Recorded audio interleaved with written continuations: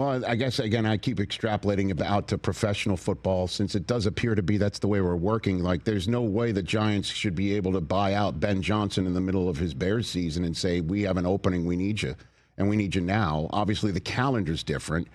And, you know, when I mean, like, it seems like it's being professionalized, I have this post, and again, I know this isn't your conference, but USC football earlier this week, they re-signed their quarterback, Jaden Mayava, and this looks like a free agent signing in the National Football League to announce that he's re-signed with his team. Now, the way the rules work, he has every right to enter a portal or anything like that, but do you feel that there needs to be some form of a contract for players where it's not a year-to-year thing, Commissioner Sankey?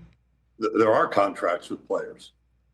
In fact, there's at least one legal action that's been announced about non-fulfillment of a contract, others that have been rattled. Mm-hmm. And I think you're asking a question fundamentally about people honoring contracts. So go back to coaching changes. Yes, sir. What do those clauses allow? How are those presented? Even with the young people right now who populate our rosters, what do those contracts contemplate? They can do that directly through the revenue sharing or some of their name, image, and likeness activity.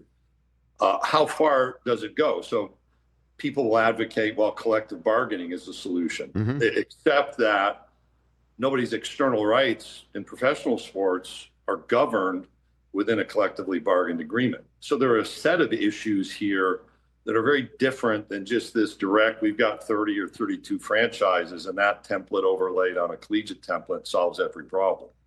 So what does solve every problem in your estimation? Because there's scheduling issues as well. And, you know, again, the portal's opening up in the early part of next year. And there's going to be some teams, certainly in your conference, that are battling for the ultimate prize. So what do you think is the answer on that? What's interesting there is the move of the portal. So remember, Rich, not so many years ago, all the complaints about restrictive nature of transfer rules.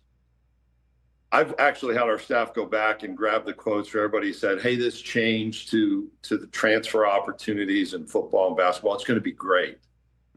And now you look at press conferences where the criticism level of those change policies are high. So the transfer portal in football is placed in January after consultation, really guidance from the American Football Coaches Association. Mm-hmm. So the question is, will the football community make that system work? And we're getting complaints about tampering right now. And this isn't like a me problem. This is a we problem where the people who are part of the problem have to also be part of the solution.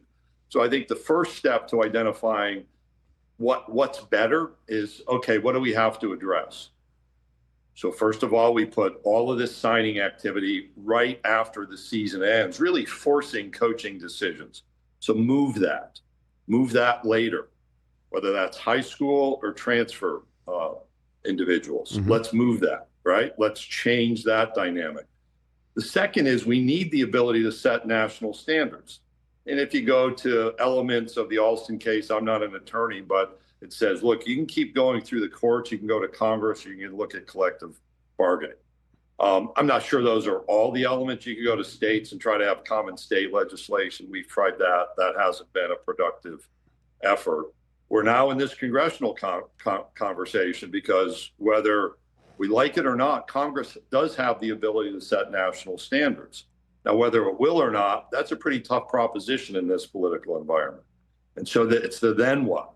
And it's not just a football dialogue, Rich. That's what's important. Yes. You know, the NBA gets to negotiate around basketball and basketball only, Major League Baseball around baseball and baseball only. We have roughly 21 different sports. And people will suggest, hey, let's just separate one out and everything else will be fine. That's not the reality we occupy. So the ability to have national standards really becomes a central conversation because some of these sports are not going to go quietly when you say, let's just separate out football and we'll deal with these others under some old model. Hey, you made it all the way to the end. Thanks for that. Check us out every single day streaming live on Disney Plus and the ESPN app 12 to 3 Eastern.